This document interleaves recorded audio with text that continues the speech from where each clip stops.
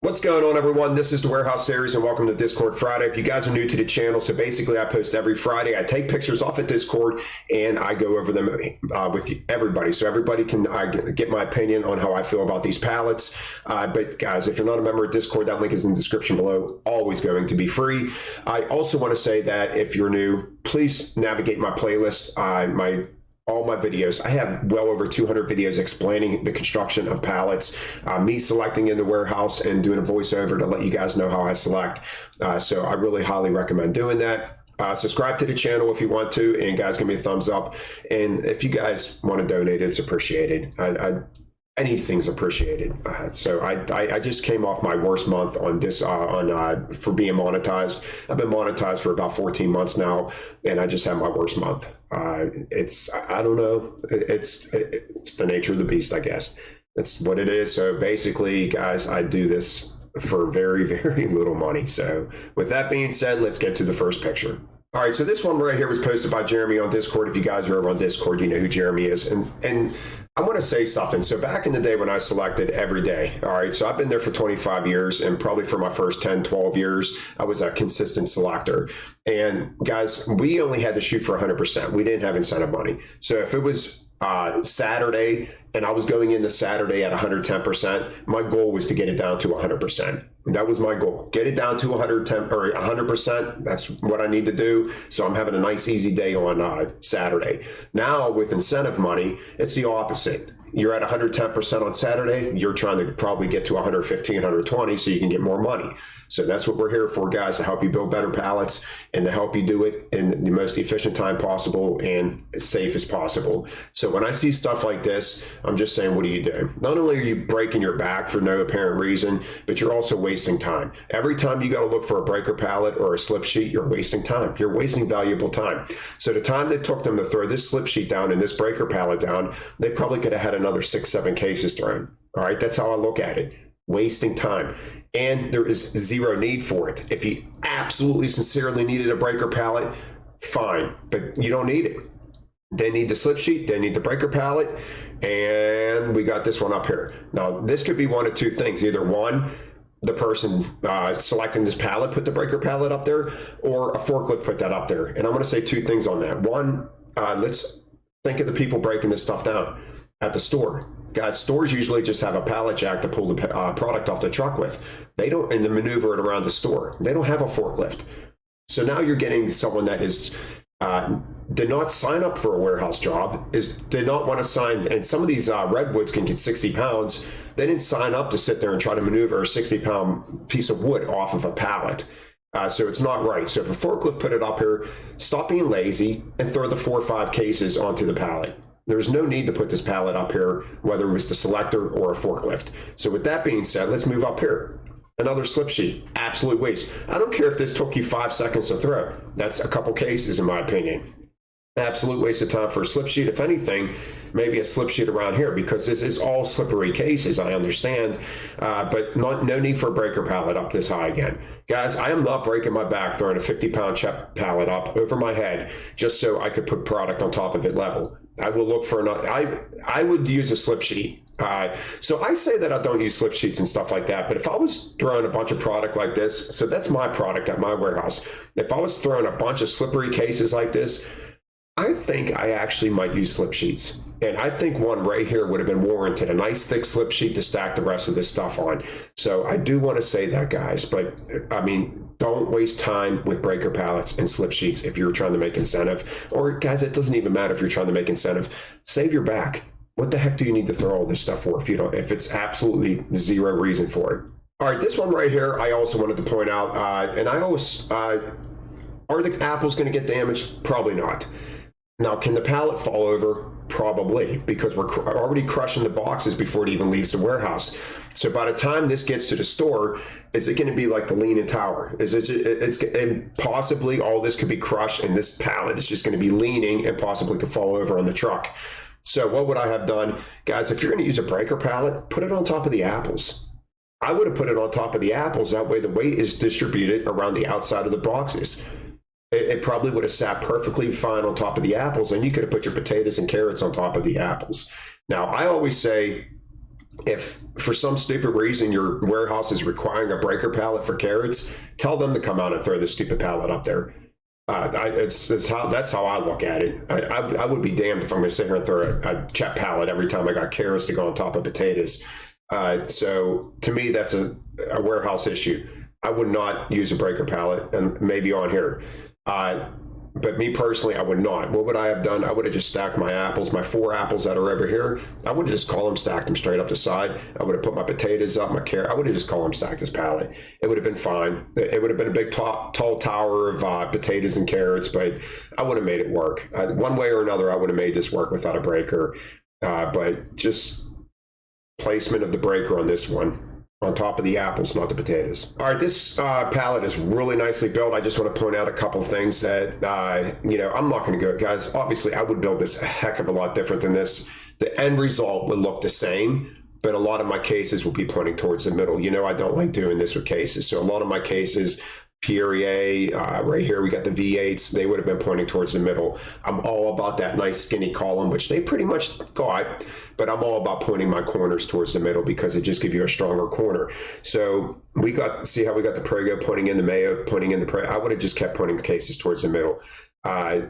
It's because when you have cases running this way and you go around a corner, it just allows that corner more liable to fall over. Now we got peanuts on their sides. Probably one of the cases that you could get away with doing this up high on the pallet. Now if it was down here, I'd really disagree with it. They wrap the crap out of these. I don't know why they can't wrap the crap out of the Pregos and stuff like that, like they do these cases here, because they really shrink wrap the crap out of that. So the case isn't going to fall apart, and we only got a Quaker Oats on top of it. It's not going to damage that case. So that case is perfectly fine unless it was down here.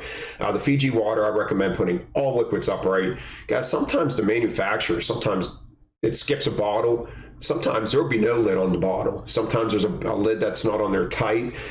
So it's possible you always may have contents leak out when you have liquids. So that's one reason why I like keeping them upright. The other one, this is a slippery case. So when you put a case on it, the chances of it slipping are a lot greater. Now we're in the middle, we're pinned in, not a big deal. But if this case was on the corner, I'd really say something about it.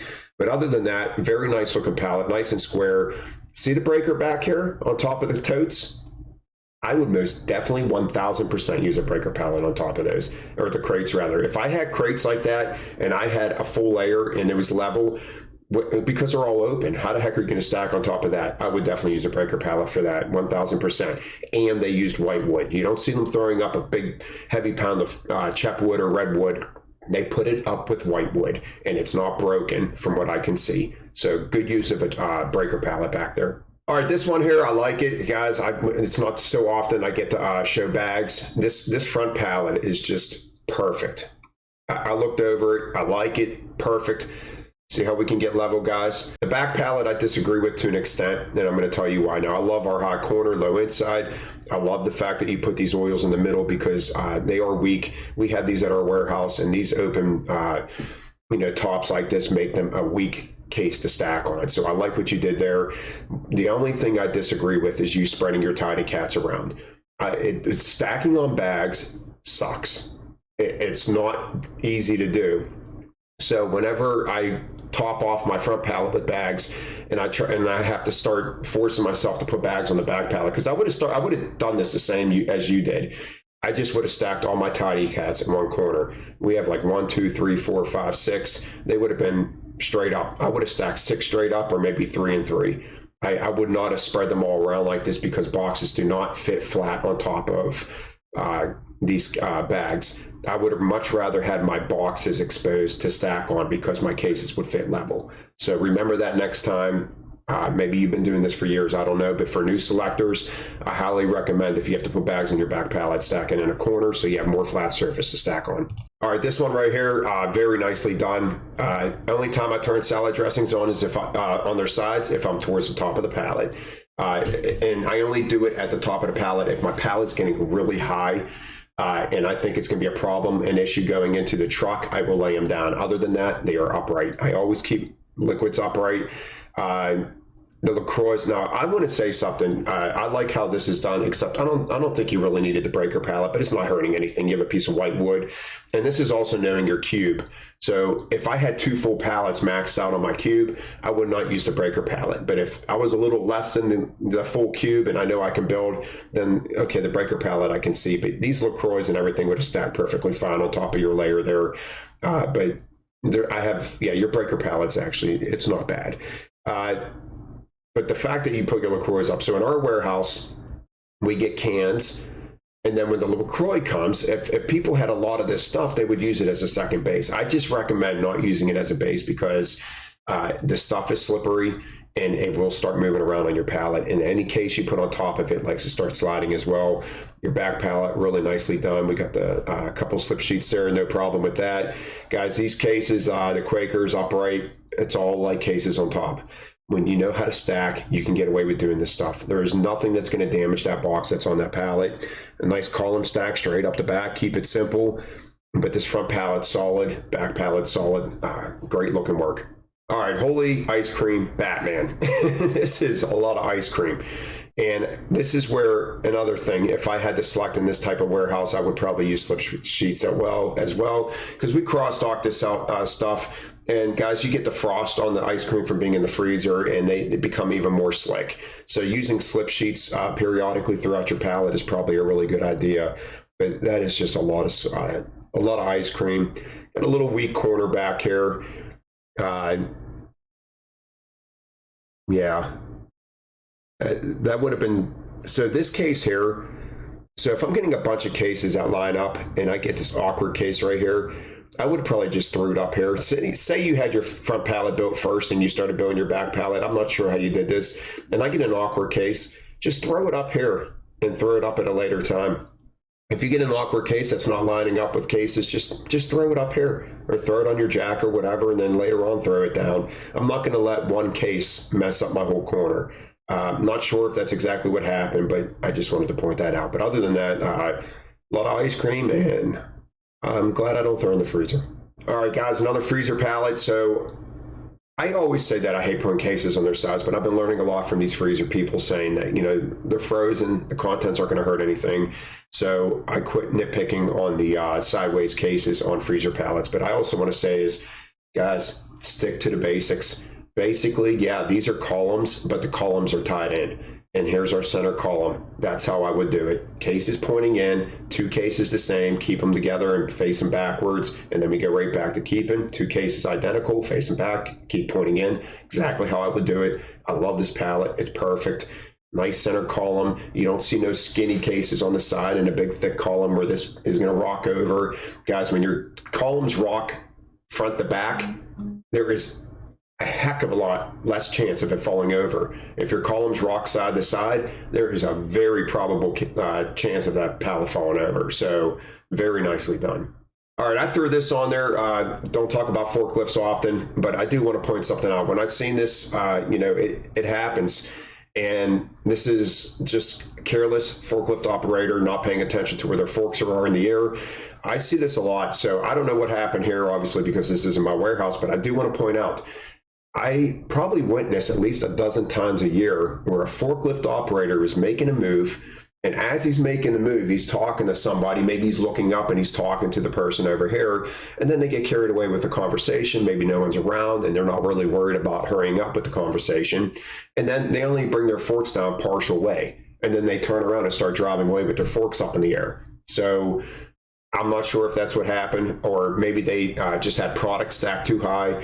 But yeah, just be mindful of your forks when you're traveling through an area like this, because the overhead is usually really low and your forks have to be all the way down for you to be able to travel through that overhead. We got rooms at our warehouse that we have to drive into where the clearance is literally this.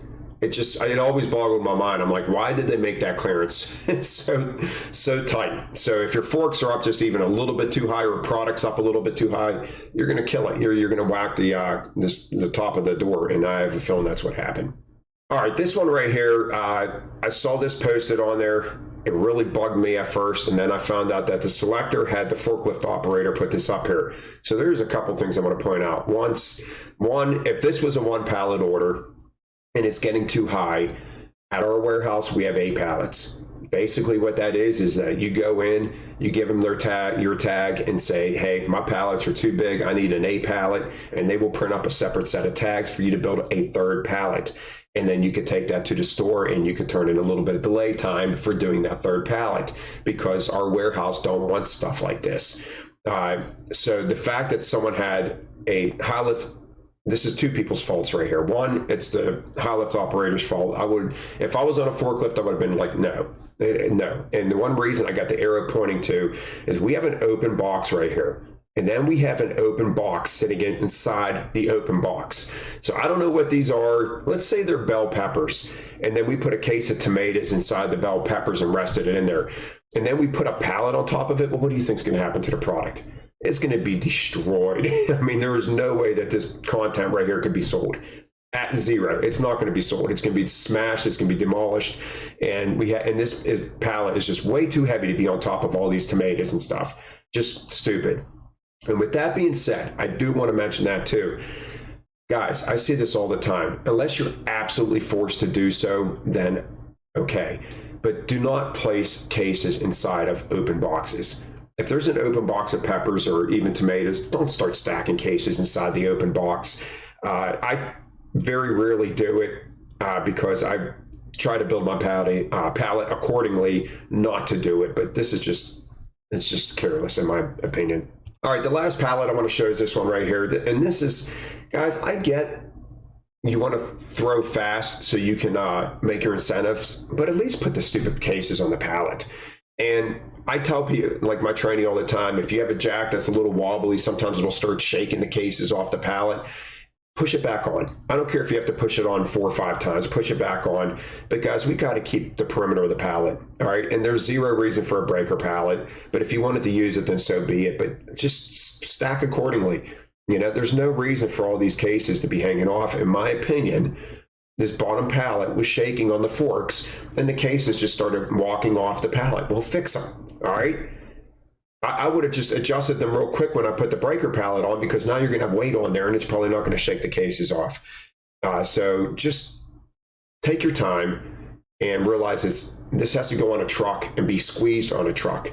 And these cases are going to get smashed. So just carelessness in my opinion. All right, guys, that's it. End of Discord Friday this week. Keep posting your pictures and you'll be on a future Discord Friday. I hope everyone has a wonderful day.